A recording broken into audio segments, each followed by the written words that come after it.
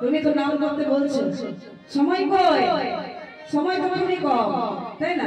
ঘরে যা কাজ, সময় পাই না, কখন যে নাম করবো, কখন যে নাম গাইবো, তাই না? ওমা, এগুলো যারা বলে তাদেরকে অজুহাত বলা হয়, তাই না? কারণ আপনি নাম গাইবেন, ভগবানের নাম করবেন, তাতে আবার সময় পঞ্জিকার প্রয়োজন হয়? হয় মা, হয় না? কেন জানেন? এই যে 7 দিনে 1 সপ্তাহ হয়, 7 দিনে 1 সপ্তাহ হয়, তাই না? আচ্ছা মা, রবিবারে কোন দেবতার পুজো হয়? রবিবারে কোন দেবতার পুজো হয় গো? রবিবারে সূর্যদেবের পুজো হয়, তাই না?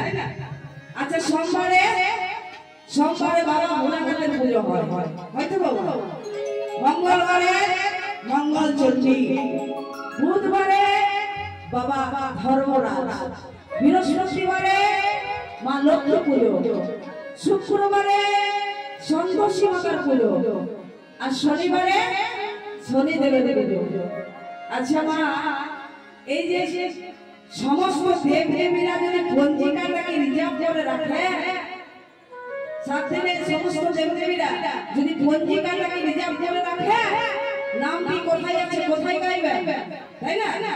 তাই মহাজন বললে শোনো, কথা বলিতে পথ চলিতে একবার বলা রে কৃষ্ণ নাম, কথা বলিতে পথ চলিতে বলা রে কৃষ্ণ নাম, কথা বলিতে পথ চলিতে একবার বলা রে কৃষ্ণ নাম,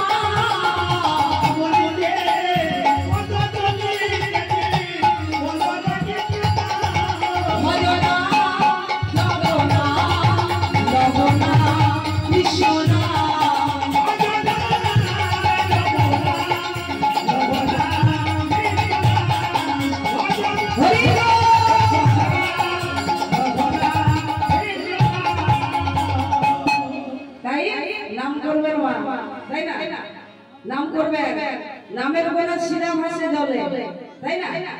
নামের গোনা শিরা ভাসে জলে। তা এদিকে হলো কি গো, এদিকে আজ গৌর হয়ে যাওয়া, আজ গৌর হয়ে মানে বললেন কি গৌর হয়ে যাওয়া, আজ করলেন কি গো আমাদের মতো জীবকে উদ্ধার করার জন্য নাম নিয়ে এলেন, তাই তো? নাম নিয়ে এলেন, তার নামের গোনা শিরা ভাসে জলে। জানেন না একদিন হয়েছে কি, যেদিন রামচন্দ্র সেতু বন্ধন করে, রামচন্দ্র যেদিন সেতু বন্ধন করে লঙ্কায় প্রবেশ করলেন, রাবণ রাজার সৈন্য সমস্ত রাবণ রাজাকে বলছে, মহারাজ মহারাজ আপনার দিন শেষ।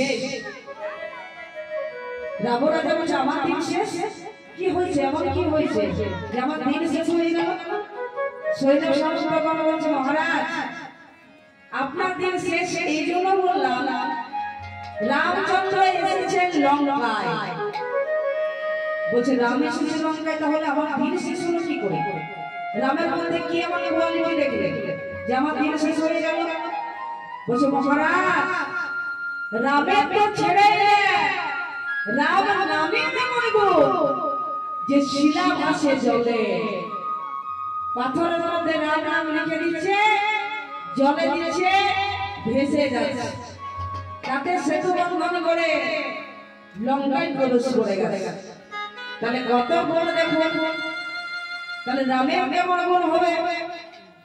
রাম রাজা যখন বলছিল এই ব্যাপার, আমি ভাবলাম অন্য কিছু, কারণ কেন জানো, রামের নামে যদি শিলা জলে ভাসে, রাবণ নামও শিলা জলে ভাসবে।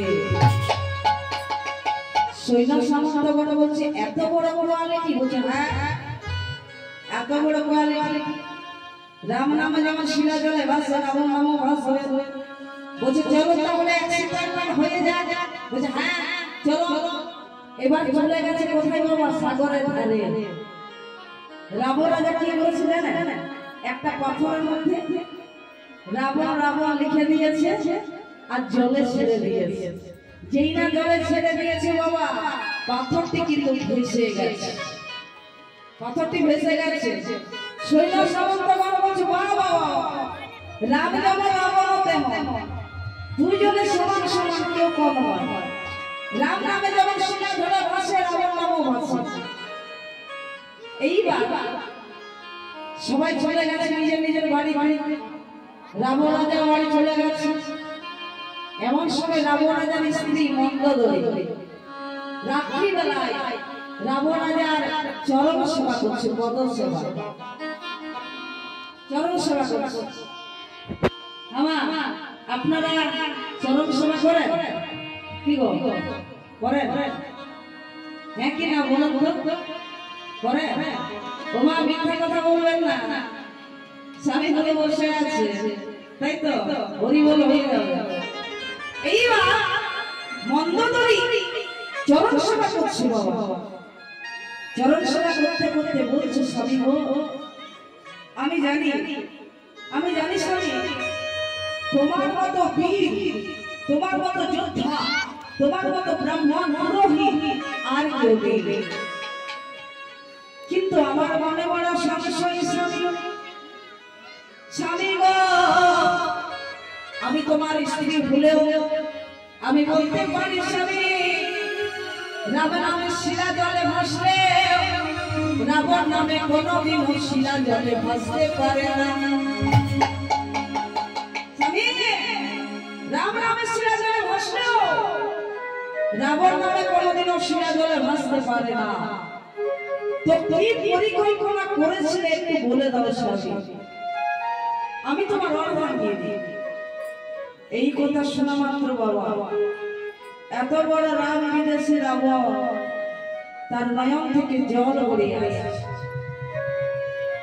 রাবণ রাজা বলছে মন্দোদরী, মন্দোদরী এই না হলে তুমি আমার অর্ধাঙ্গিনী, এই না হলে তুমি আমার স্ত্রী, তুমি আমার আসল সত্যটি বুঝতে পেরেছো মন্দোদরী?